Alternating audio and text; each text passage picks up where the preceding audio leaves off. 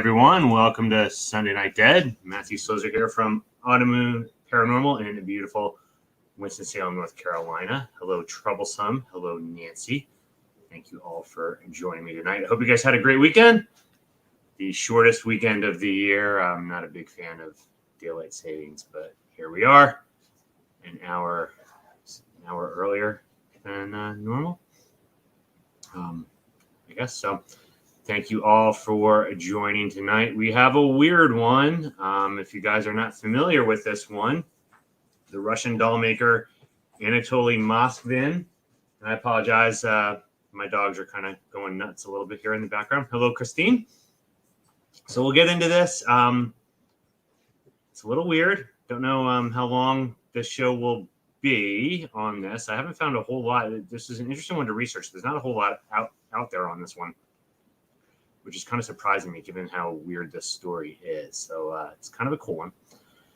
But this is going to go with what I said last week when we talked about the Mansons. And, you know, I have a whole bunch of these other shows that I've researched ahead of time and kind of have lined up. And I'm going to go back to a theme and conclusion that I've come up with a lot of these. Hey, Steph.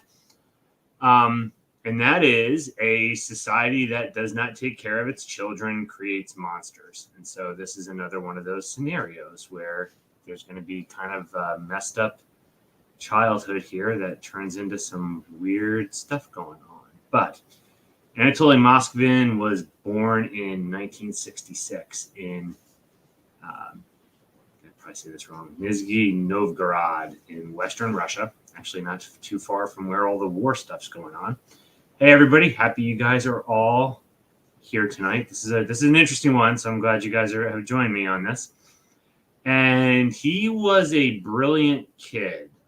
He self-taught himself 13 languages, but much like, I'm assuming, it almost sounds like he may have been kind of maybe Asperger's or maybe on the spectrum. Sounds like there's some odd things here. He was kind of socially awkward, highly introverted, had trouble in school, was severely bullied. And then there's three really big events that impacted him. And the first one happened when he was 7 years old. He came home all bruised and beat up. And he didn't reveal to his parents what happened, but he revealed later that actually when he was walking home, I believe he was walking home from school, he was attacked and raped by a man. So that happened at age 7. So that is kind of the first impactful thing with him. And then it was interesting. They say that he was picked on a lot at school, but then when they would do field trips, the kids would want to be around him because he has so much knowledge, that he was so knowledgeable that they wanted to hear about, like, wherever they were going on their trips. He had so much knowledge. They wanted to hear about things from him. But then when they would go back to school, they would start picking on him again. AJ, happy you've joined us. Glad you didn't get messed up. I don't think you have, I think I might be wrong here. I think daylight savings is kind of a crazy US thing. So I'm assuming you guys don't do it, or maybe you have it at a different time or anything. So I'm glad you're able to join us with the weird hour here. What do we have for tonight? Jade asked, we are talking about the Russian doll maker Anatoly Moskvin, who this is a very weird story if you guys are not familiar with this one. So anyway, introverted, picked on, brilliant. The second big event that affected him was 1979. So he was about 12 or 13 years old. They were having a contest where you could collect cardboard. I guess it was for like some type of recycling thing. And again, he was supposedly trying to collect a lot of cardboard. Again, probably trying to get himself in good with his classmates who were picking on him. And he came across this group of people dressed all in black gowns, black suits, chanting. And they saw him, and so they grabbed him. And he claimed that there was a open casket, and this was 11-year-old. I have her name somewhere here. I know. I'm like, who is it? Natasha Petrova. Now, Natasha Petrova was taking a bath, and she was going to grab a towel and instead grabbed or accidentally touched a wire that wasn't set very well and electrocuted herself. So she was dead at age 11. He's only age 12. She's in this casket. So they grab him, take him over to her open casket, again, outside, this weird kind of thing going on. And they tell him to kiss her. He refuses. This goes back and forth. They keep pressuring him. They keep pressuring him.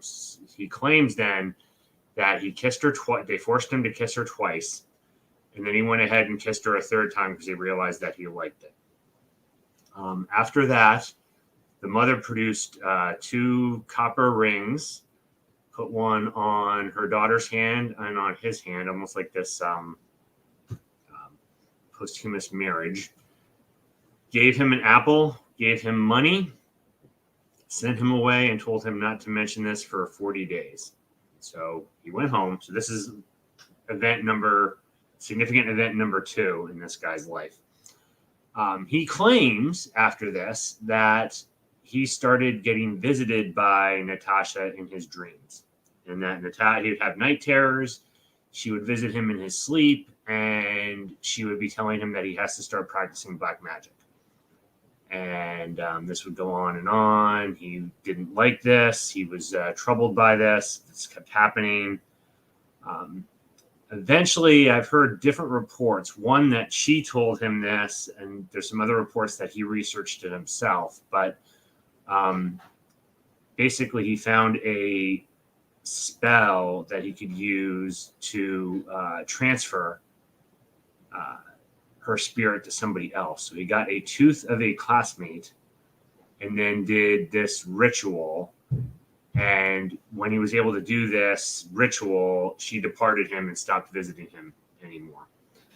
And ironically, what is really weird is his interest in the occult, cemeteries, and black magic increased after he did this ritual to send her away. So he got very interested in this. He goes on, as I said before, he was brilliant. He self-taught himself 13 languages, but it was one of these where he was very, very smart, but had trouble, holding jobs, so it was, very smart, but not really able to integrate well in society, which probably will play into some of these things that we're going to get into that happened with him. He goes to the University of Moscow, studies, I believe. He may have studied multiple things because he was so smart, but I know one of the areas that he specialized in was Celtic studies. So he was very involved in Celtic folklore and Celtic things. He also had a very large interest in cemeteries, and so doing lots of cemetery work. And around this time, he joined a order of Luciferians.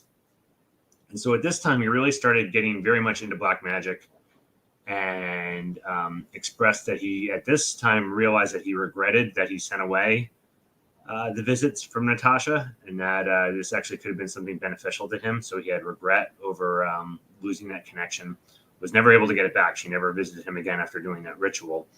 But at this time, and this is also significant, he took a vow of celibacy and a vow to never drink alcohol. This will be significant with some of the things that are going to happen going forward. And he supposedly, again, not really significant, but I'll add, hey, Jason, happy that you're able to join us. He supposedly, passed some rituals and advanced through this chapter of this organization, but by doing, showing his skill in doing these different rituals. Hey, Sil, happy you're with us tonight as well. And he got very, very involved in this whole Luciferian order, and then just kind of the occult in general. He eventually meets a partner, and they get along really well, and they both really wanted children, but he took this vow of celibacy, so he couldn't. So they decide that she decides that she would be content just having a companionship type relationship with him. And so they're just companions. They're together. They seem to be happy. They both really want children, so they go through the process of trying to go get adoptions. The adoptions fall through. They are unable to adopt, possibly because of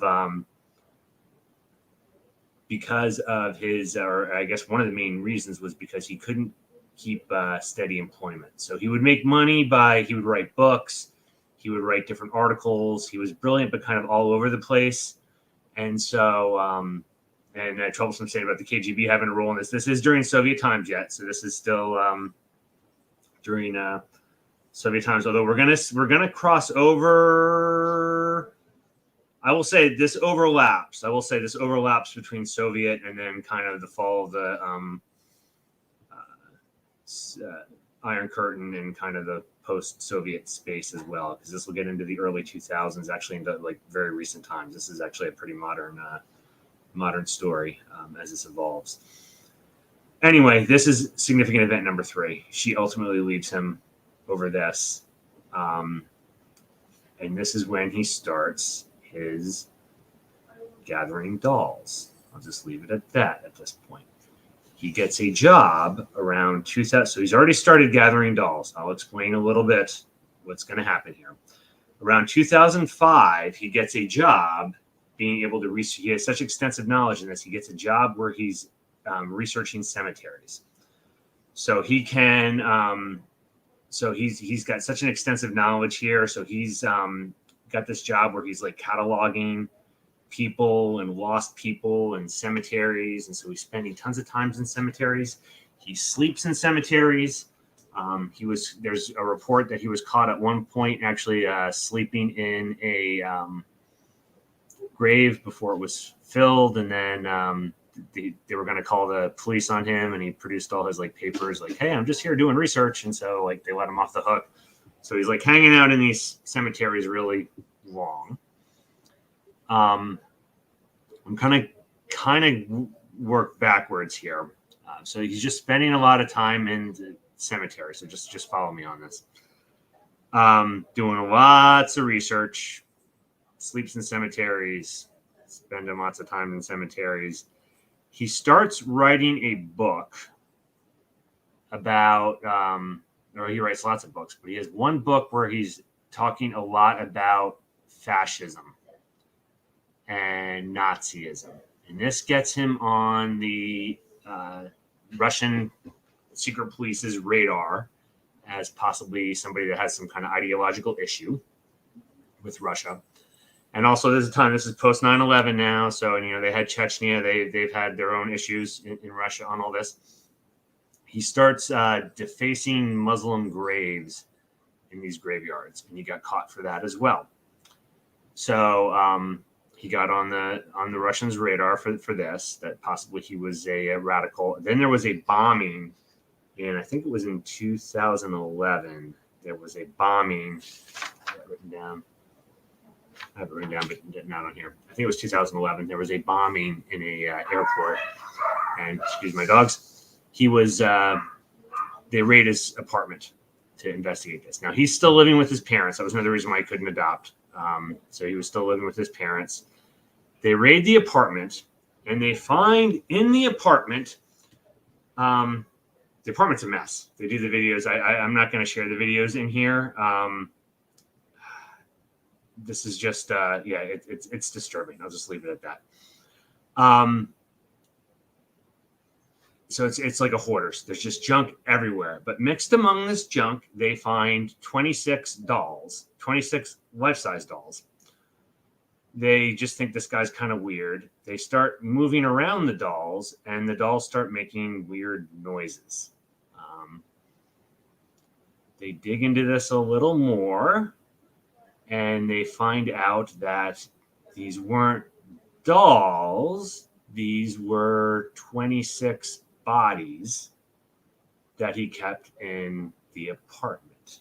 Now, what he did was over time in the cemeteries, these were all girls. These were all between the age of 3 and 12, with one exception. One was like 26, 25 or 26. I'll add here too, and they've pretty much verified on it. There was not a sexual element to this. This was like a companionship thing. Again, he had that vow of celibacy. They believe still to this day he's a virgin.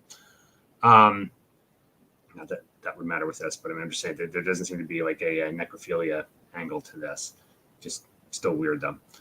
He would, again, cataloging all these cemeteries. He would find someone that was recently deceased. Supposedly, part of the sleeping on the grave was kind of this communal to see whether this was one of like his chosen ones or one of the ones that wanted to be brought back. Again, I'll get more into this. It gets even weirder. But he would dig them up. He would take them to a more secluded part of the graveyard or the cemetery, bury them in a shallow grave, and then periodically kind of dig them up and coat their body with a solution of baking soda and salt to kind of mummify them. And now his parents that he lived with, they would go somewhere else for the summer. So they didn't live in the apartment the whole time. So he would do most of the work of in the apartment when they were gone. Actually, after they were like sufficiently mummified, he would bring them back to the house. He would actually put things inside of them, like in their rib cage that they were buried with. So toys, stuffed animals. I think they said he would take part of their hair and put in there. He'd put music boxes in their rib cage that they would actually. That's part of what they would hear. They'd move them around and they'd start making music box noises and hey Trax, happy you joined us. Music noises to them, and then he would. A lot of them were still in the clothes that they were buried in, but he would basically like cover them all up. He'd put like he'd do a lot like he put like tights over their head and like on their arms, and then they'd have like their dress on and stuff, and then he'd put like these masks on their face, and actually the masks he'd then put like makeup and stuff on and like change the makeup on them and things, and they'd be around the house, and he would he said he would watch TV with them. He would actually like have them at the table and eat with him, and they were like his companions, and they were lonely and cold. There's some weird quotes I'll share that he says later, but basically they were lonely and cold, and so he was bringing them back to for companionship and to have his little like family of these bodies in his apartment, which again they're even like buried under like garbage and stuff, like it's just like an episode of Hoarders. There's just like junk everywhere, and then you see like these heads, or some were like sitting up on like bookcases and stuff. It's kind of troubling. But again, 26 of them in this apartment. So yeah, he's doing all this, really bizarre. I forgot. Sorry, I was gonna add something else on here, and I forget what I was gonna say with that. But he had some really weird like quotes. Like after he got arrested, he told them not to bury them too deep, so that he can go and collect them when he gets back out. So like he was going to bring them back. He had a quote to the parents and things that you left them alone in the cold. I brought them back and kept them warm and cared for them. So again, just kind of this like mental thing. Like he still was like acting like they were still alive. And again, I don't know how much he was impacted by just the weird childhood and then that weird experience with the dead girl in the coffin with the family and that weird ritual. So this is some really weird stuff that he's probably not real stable to begin with, and then you have these other things happen that he does these things. He also seemed to claim that he was waiting in all the magic that he was doing. He was working on and waiting to get the instruction and the ability to resurrect them. So he truly believed he was going to be able to bring these children back to life and resurrect them. And partially why he had it's partially the magical ritual he was doing as to why he had the things inside their bodies. But also like the music boxes, they said he had some of that in there. So it'd be like almost like interactive, that they would like make noises back when he'd be like moving them around and like interacting with them. So some really weird stuff. I'm just going to get caught up in the chat here on some comments here. I was trying to keep an eye on it. Did he remove internal organ? They didn't get into details on that, Christine. I'm guessing he did. He had to have done something in order, because they say that he actually like placed like they didn't get into like the graphic details of what he did with the body. There was one picture. It's actually, again, I don't necessarily, I like doing the creepy things, but I like there's one video that I found that actually most of them are all like covered up. There was one that actually like showed like the mummified body, and it is disturbing. They didn't get into details of what he did other than kind of how he was like coating the skin and doing that to kind of dry things out. So I'm assuming he had to have done something with the organs. I also don't know what the process in Russia is with the bodies, what they do prior to burial on these. So kind of what the state of these different bodies would be. They did say that the apartment smelled awful, which leads to another thing as to why. There's a lot of questions as to the parents claim they had no idea, and that they thought this was just this hobby making these dolls, and they had no idea they were bodies. But with the smell and everything, there's a lot of doubt thrown onto that as to whether they knew about it or not. Steph, you asked about it. So he had their belongings. They were buried with things, and so he would take the things out from where they were buried and put them inside the bodies as well. And I'm going to get into a little more on this. We get into specifics as how he this will give you a little more insight into how it becomes almost torturesome what he did with at least some of the parents on this. Let's see here. I'm just getting caught up on the chats here. So the dolls were they were young, so they were mostly ages 3 to 12. There was one that was older. I don't know. They didn't get into details on this. I don't know if the one that was older was more his partner, since he lost his partner. If it was maybe one was his partner and the rest were all the children. To me, that almost makes sense, but I didn't find anything indicating that that was the case. It's just odd to me that one was in her mid-20s and the rest were all in the child range, 3 to 12. But very bizarre. Yes. So ages 3 to 12, all women. There's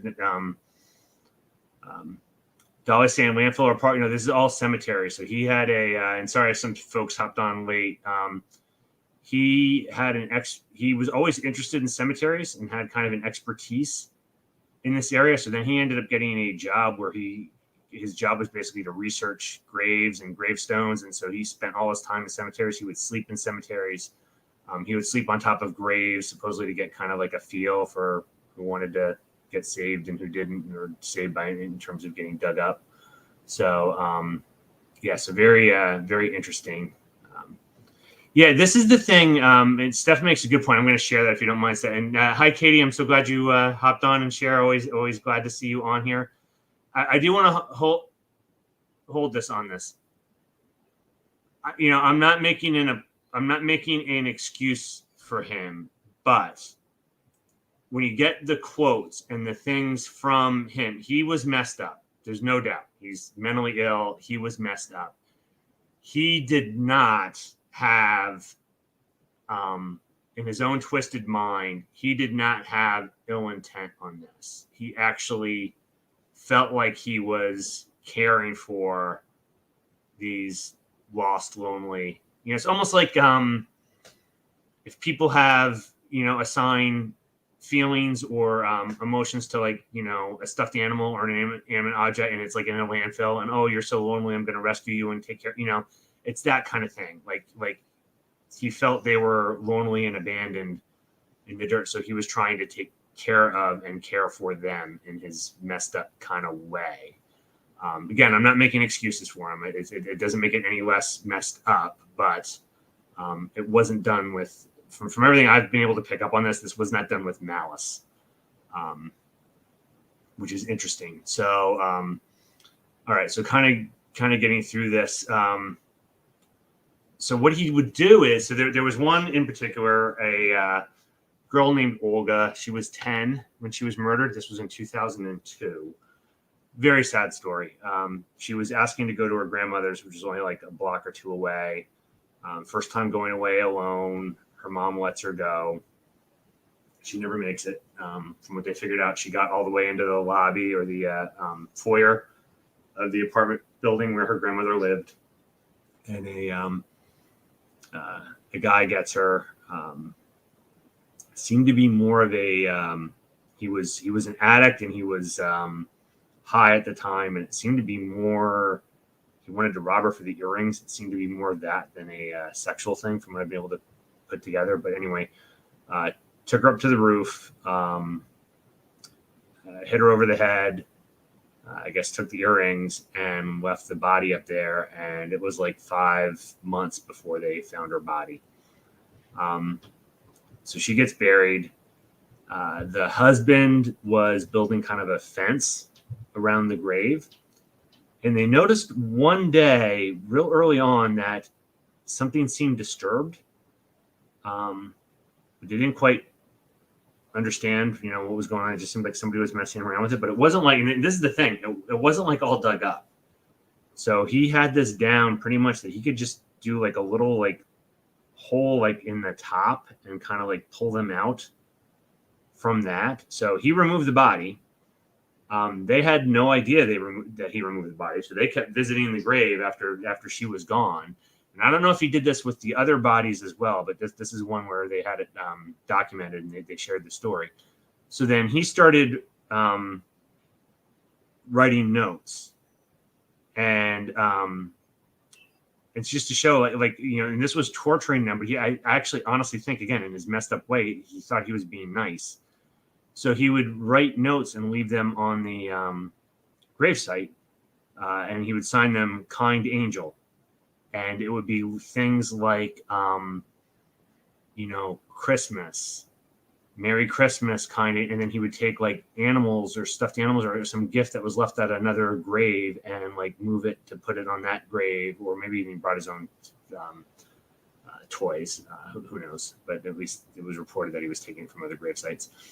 But what became like torturesome for it was he would write notes then like, today you graduated from 5th grade. I'm so proud of you. And then sign a Kind Angel. And so they just felt like it was just like rehashing all the things, all what would be her milestones if she was still alive. He was writing notes. He was writing notes as if she was still alive, because in his head, she was still alive. And so he was like marking all these events that were going on in her life and like sending notes back to her parents. Then at one point he writes them a note and says that the memorial isn't good enough for her, and she needs a bigger and nicer memorial, or else I forget if he said he was going to dig up the grave. He was going to do something. And so they actually did put another memorial on. And shortly after, he starts defacing it with pen, and then took a hammer and smashed it all up and wrote a note again saying that it wasn't nice enough for her. So obviously he had some weird, like, even though I said there seems to be like not malicious intent, obviously there was some like psycho stuff as well. So they're just weird stuff overall. It's only this one family that shared the stories on this. I'm assuming he did it with others as well. Sadly, they have her buried somewhere else, unmarked, because he said that he's going to come back and get them when he's released. And believe it or not, he's diagnosed with schizophrenia, but the mental hospital where he's at already recommended his release. I mean, this stuff just happened. I want to say it was like 2015. So I mean, it's not all that long ago when this all got discovered. They said that he's treated and it's under control now, and the judge overruled and said that he had to stay committed. So I mean, he could potentially be out really soon, and he already said that he's got to come and recollect them.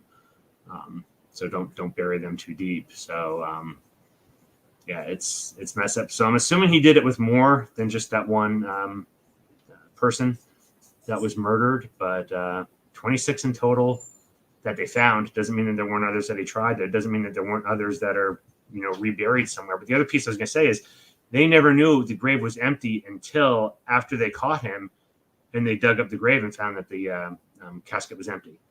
So, he had her for years and they were still going visiting the site and everything, not knowing that he had her body somewhere else. So the way that he was able to do this, it was done in a way, and it sounded like they visited rather regularly, that he did it in a pretty discreet way, which again also makes me wonder, with all the time he spent in cemeteries and things, how much trial and error, how much practice did he do in different things to kind of perfect how he did this. Also kind of reminds me of, we did this back after Thanksgiving, but it also kind of reminds me of a little of the stuff that Ed Gein was doing when he was collecting his bodies to make his dress, or his woman's skin kind of thing. So a little bit of overlap there, but very odd. I'm going to get caught up in the chat here and see your thoughts. That is his story. Pretty creepy. But yeah, definitely curious what you guys in the chat room think about this one. When I found it, I said there's a whole list of ones I want to do shows on, but when I got to this one, I'm like, okay, this is one I haven't heard of before, and it's really weird. And the videos, they don't show it. It's almost like so it depends on how like sensitive you are. It's almost like if you remember the Heaven's Gate, when they show the videos in there. So it's just these bodies are totally covered up. They're in their dresses, and he's got like the limbs all covered in like gloves and hats over the heads and stuff. But it's just kind of knowing that their bodies and seeing them kind of like all strung around this filthy apartment is just it is kind of disturbing.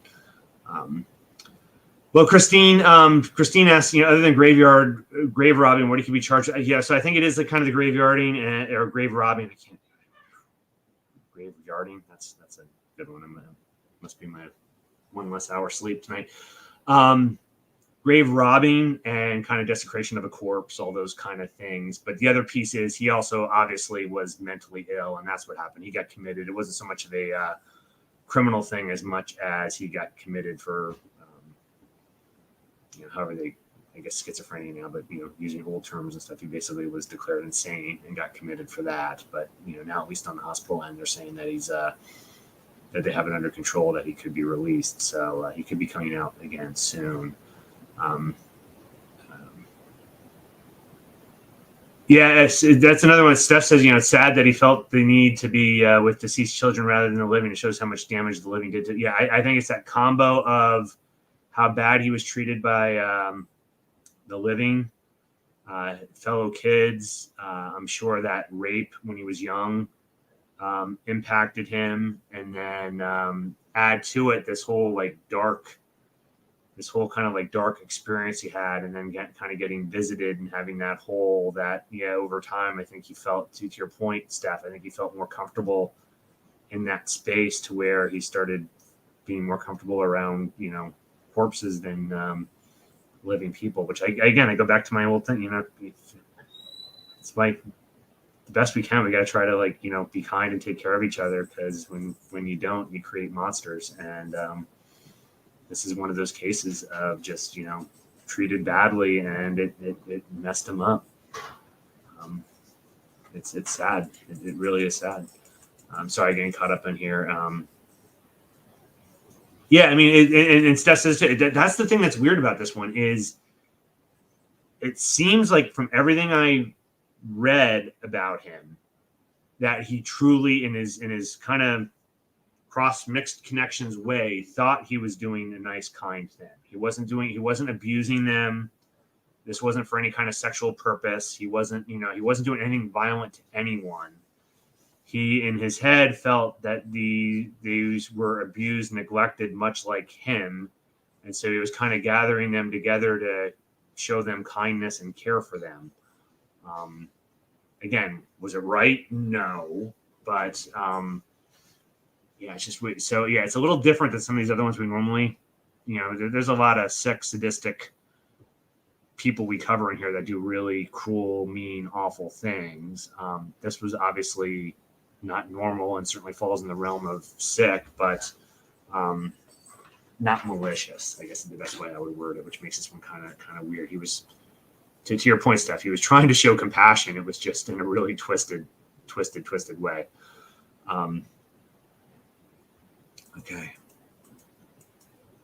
Dolly, not sure. Please elaborate then. How do you regulate? I'm going to print. So if you can elaborate on that, I'm not sure exactly what you mean on that. Yeah, Katie, he's back. So I don't know if so yeah, you joined late, Katie. I'll give you a quick description. He was brilliant, but kind of socially awkward. I'm guessing he may have been what a lot of people would consider maybe Asperger's or something. He's kind of had that kind of brilliant but socially awkward. Kind of picked on severely. Walking home at the age of 7, was raped by a man. Had this very weird experience at age 13 where kind of stumbling upon this funeral or not even funeral, this ritual for this girl that was age 11 that died, where they the parents had him kiss the body, and then they like exchanged wedding rings, and started having weird dreams where he claimed she was visiting him, got him very interested in kind of occult spirit type stuff, which then got him interested in the cemetery things. Then later on had a relationship that kind of fell apart. They were trying to adopt children, and she ultimately left him because they couldn't adopt, partially because he couldn't keep a job. And so it seems like those are all threads in what eventually led to kind of this like snap into, he couldn't have kids, so he was going to just find his own out of the graveyard where he was more or cemeteries, which he was more comfortable in cemeteries because of these other things. So it was all kind of like little pieces of a puzzle that came together. So, yeah, like, and Steph says, it's, it's not like there's similarity with Ed Gein just in that raiding the graves, but, Ed Gein was taking the bodies to make like a suit, or, making his own skin and lampshade. Like this was like, he was in a weird way, he was like trying to take care of, like, he would sit with them and watch TV, and like, they'd sit around and have like cereal and that they would eat, but I don't know exactly how he did it and stuff. But so it's just weird, but yeah. So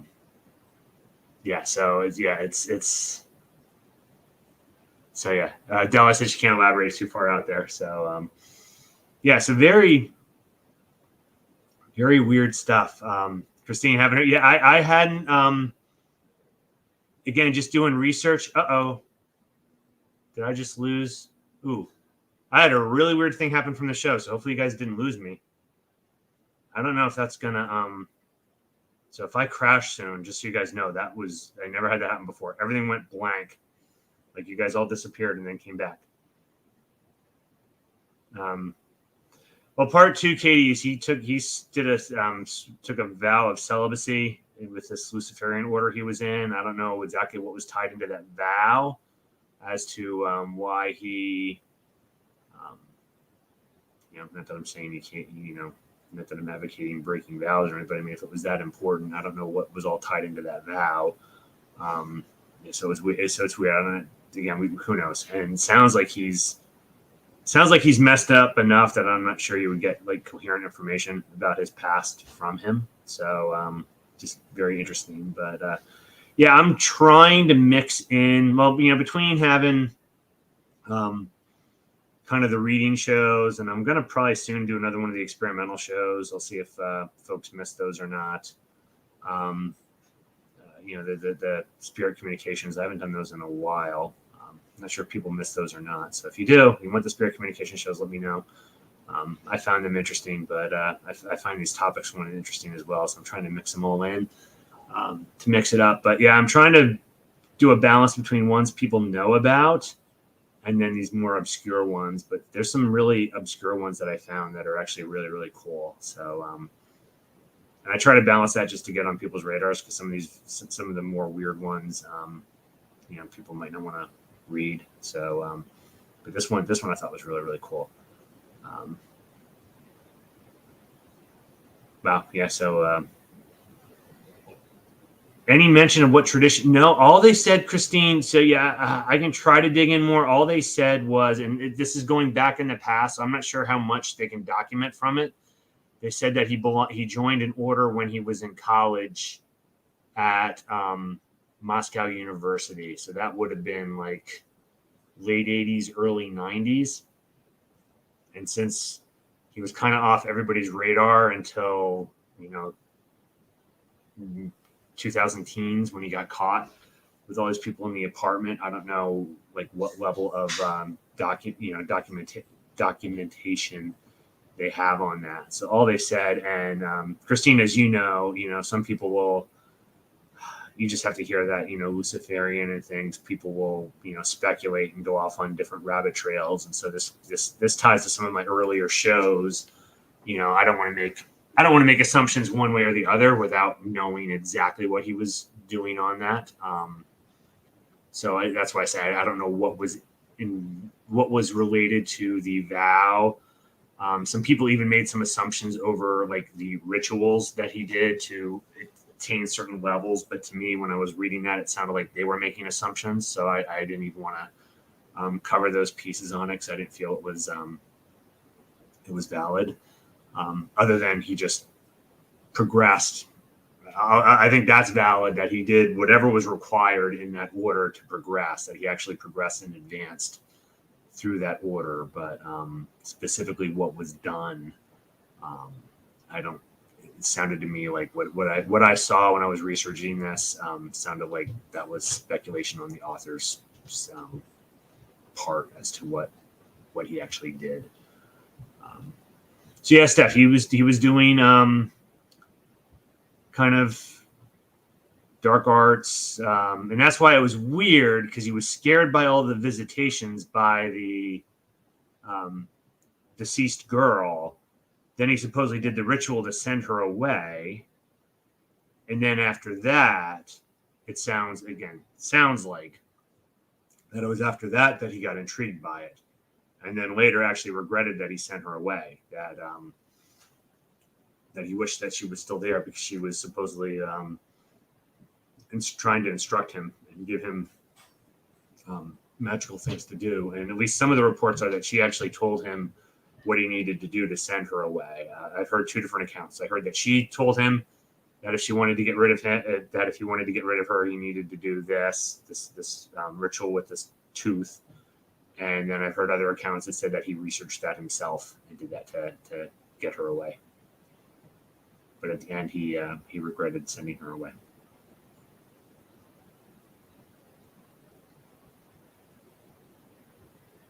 Yeah, and that's the other thing, Steph, is he made statements to that. He thought eventually he was going to get instruction, that he didn't know how to do it yet, but that he was going to get instruction as to how to basically resurrect them. So part of his thing was that he was kind of saving them and he had them set up here and that he was actually going to be able to bring them back and that they would be people again. So, just just an interesting, it's sad, it's sad that a human being goes through this to get to the point that this is where their mind is at. And it's sad for all the torment that the families go through on this. And it's sad on so many different levels. So I don't want to discount any of that. From a specific kind of academic objective level, it is kind of fascinating how these things affect people's minds and how like how did that all work out in his brain to where he arrived at these conclusions and start doing these things like that. From a very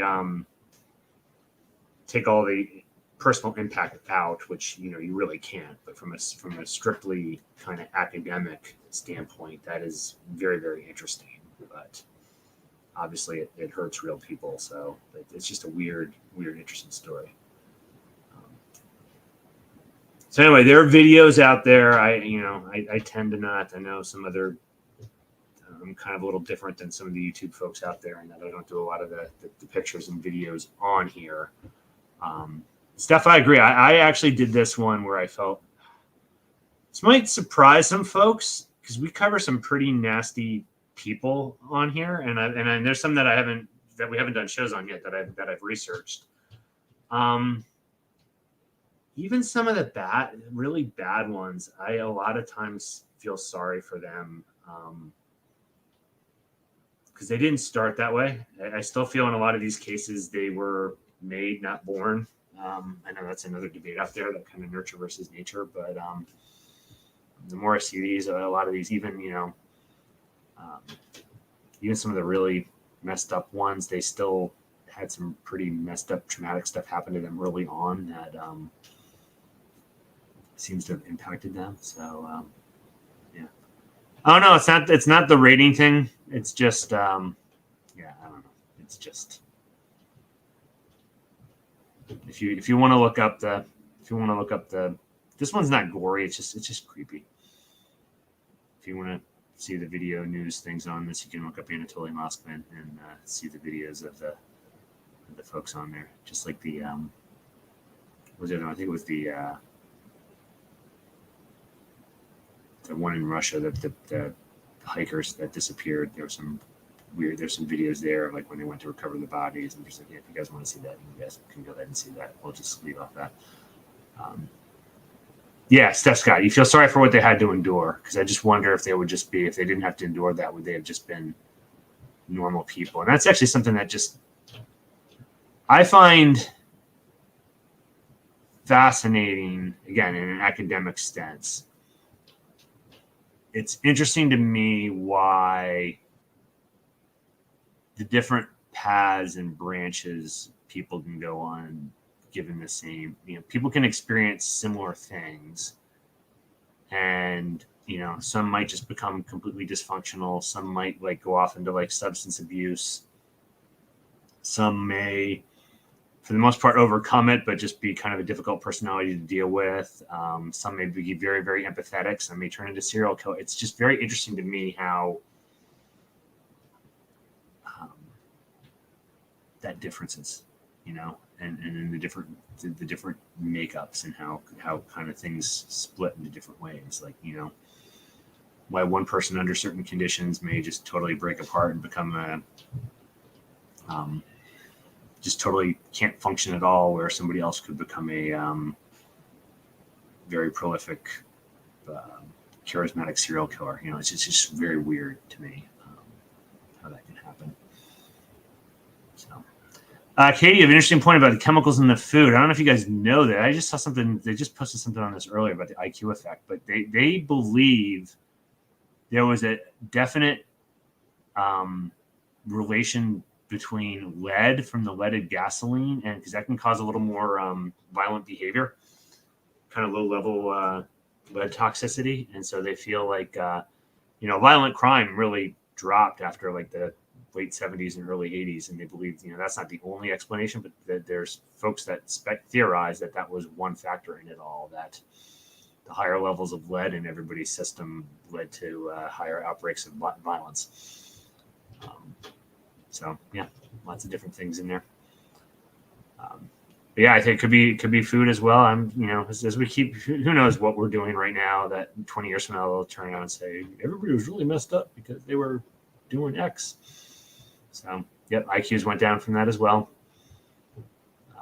So it's interesting stuff. So there's other things. There's a lot of mercury out there that people were exposed to, and a lot of different. So that's why I personally feel it kind of balances when everybody's like, we have so much more exposure now than we did. Like, I don't think it's more. I think it's different.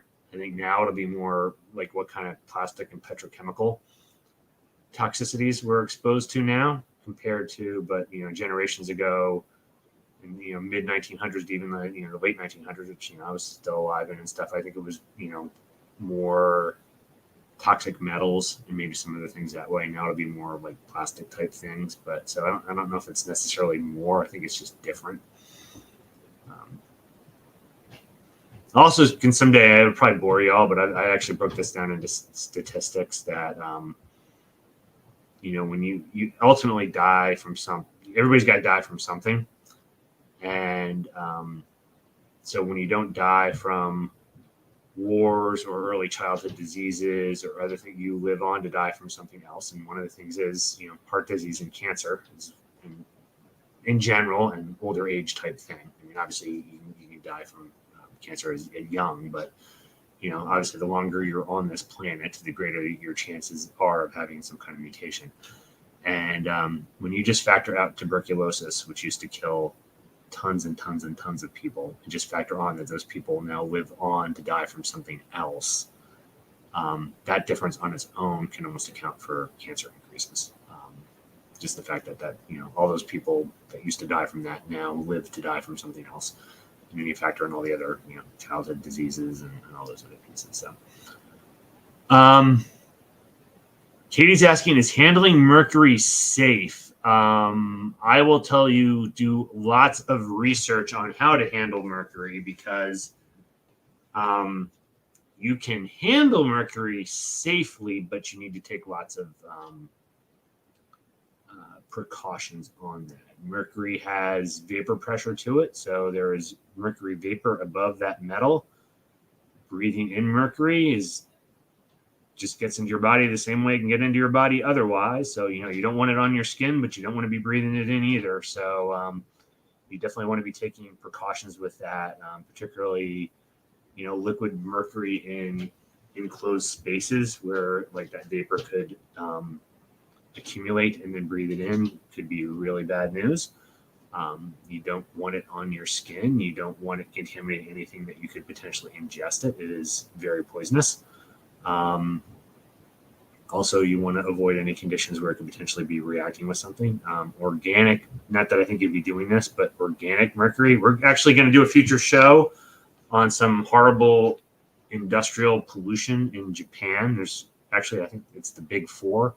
They had 4 horrible ones that happened, and one deals with organic mercury. Organic mercury can be very, very poisonous. Actually, when I was in grad school, not at the school I went to, but a professor actually got accidentally exposed to a organic mercury compound, actually like spilled on the skin, and it was at a high enough level that there was nothing they could do. Like she died, and it's not like you die immediately, like you die like weeks or months later.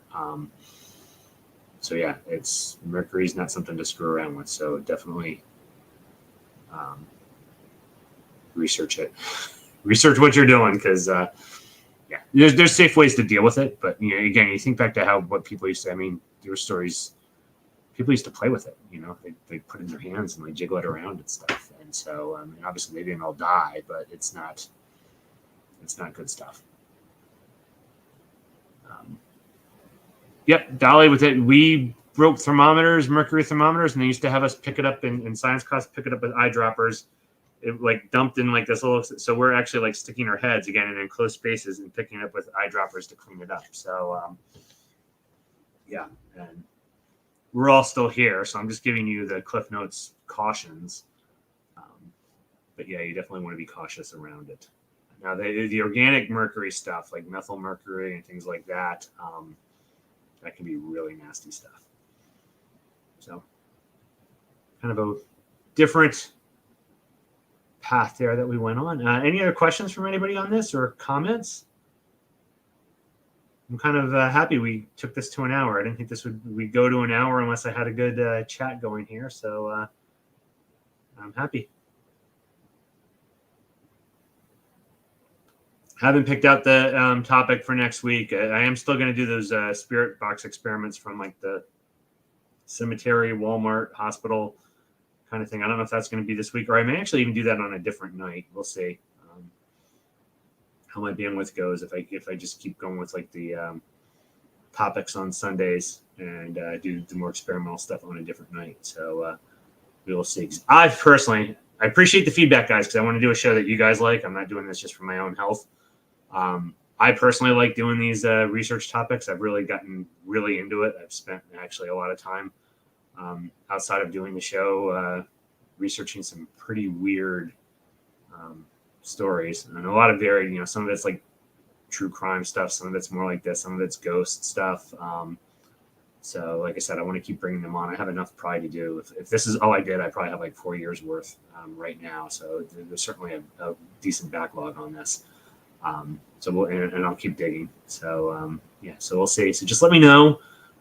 As always, if you appreciate, if you like the show, give me a like, share it, subscribe to the channel. If you're on the Facebook ones, give them a like as well. Get the word out. I certainly appreciate it, and it obviously helps to grow everything and keep it going. But